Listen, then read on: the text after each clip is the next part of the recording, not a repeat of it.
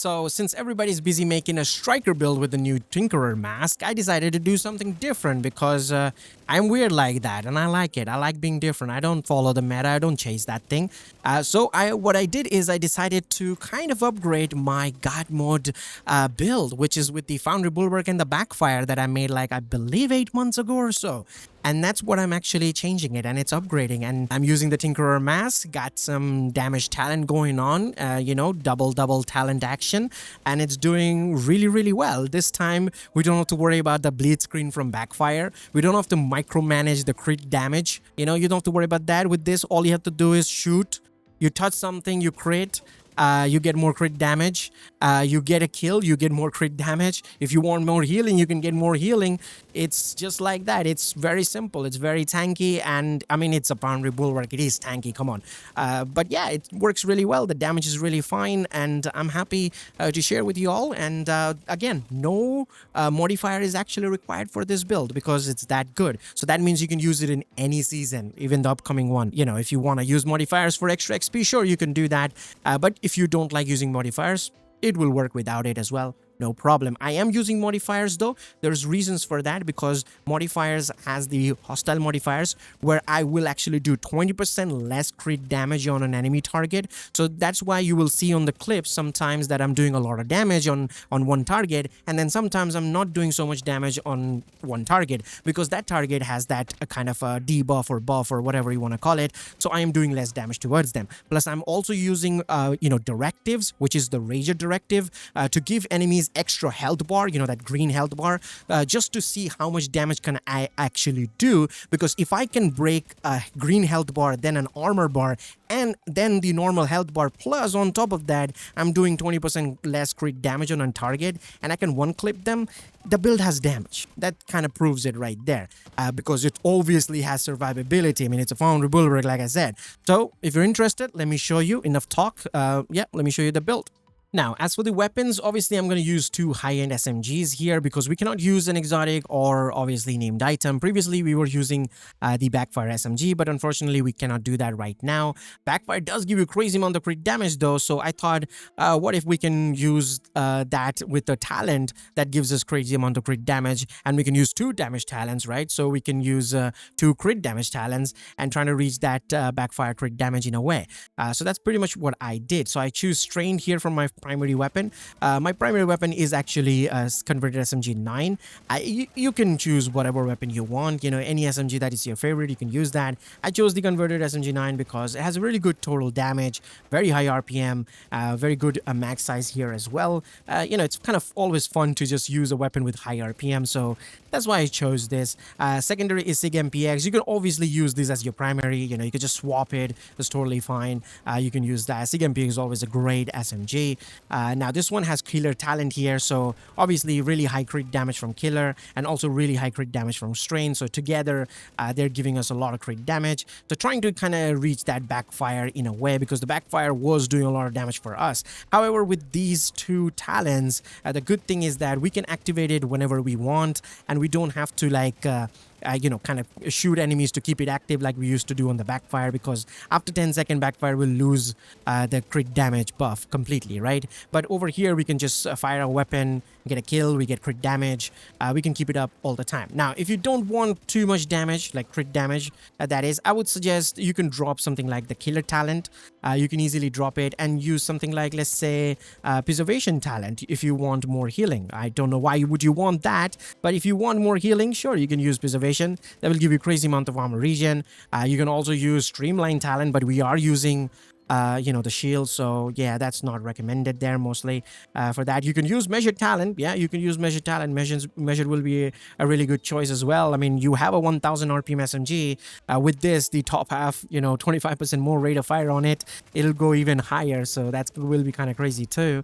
You can also use flatline, but remember, you need a pulse, so you have to kind of think about that as well.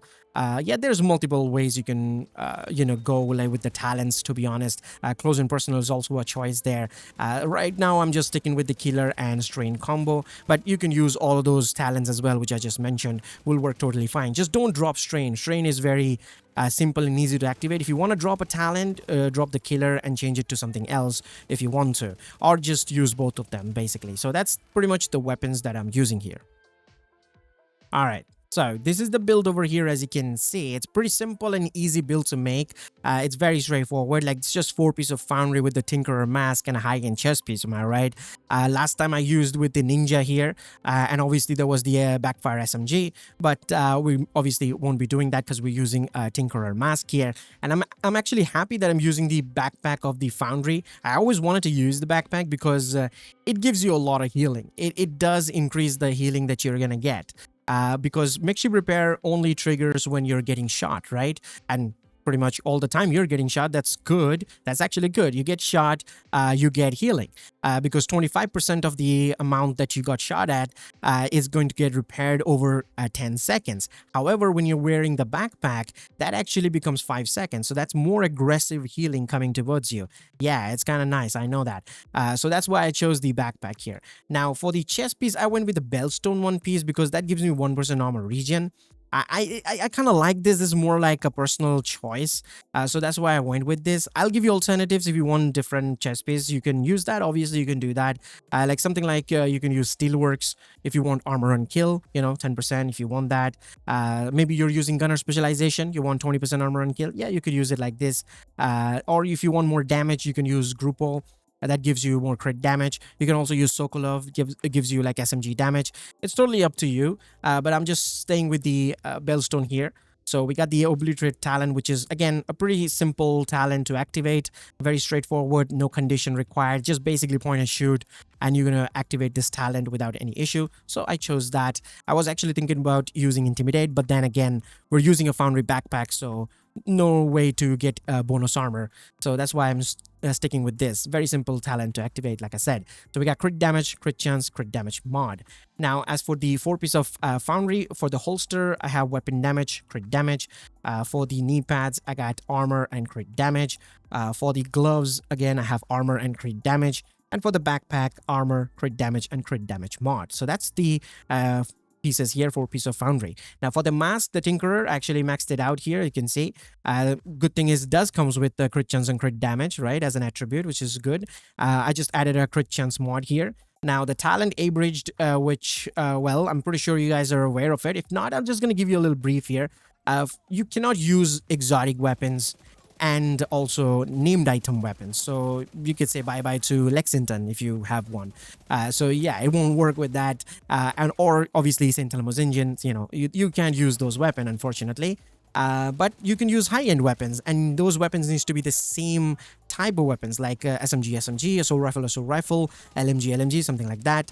So what happens is your secondary weapons talent will get transferred to your primary weapon. So now your primary weapon will have 2 talent. Whichever talent you chose on your secondary will be applied on your primary. So your primary has 2 talent now. So yeah, that's how basically the mask works.